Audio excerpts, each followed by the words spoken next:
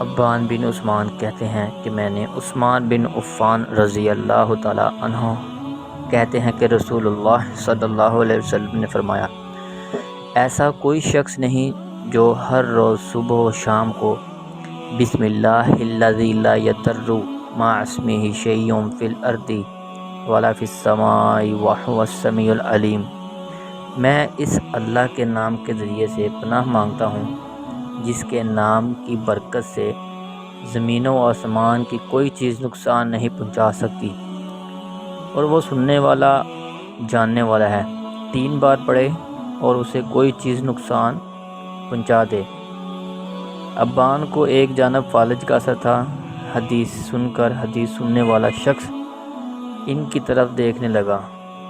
ابان نے ان سے کہا، میاں کیا دیکھ رہے ہو؟ حدیث بالکل ویسی ہے جیسی میں نے تم سے بیان کی ہے، لیکن یہ بات ہے کہ جس دن مجھے پر فالج کا اثر ہوا اس دن میں نے یہ دعا نہیں پڑھی تھی، اور نتیجہ یہ ہوا کہ اللہ نے مجھ پر اپنی تقدیر کا فیصلہ جاری کر دیا۔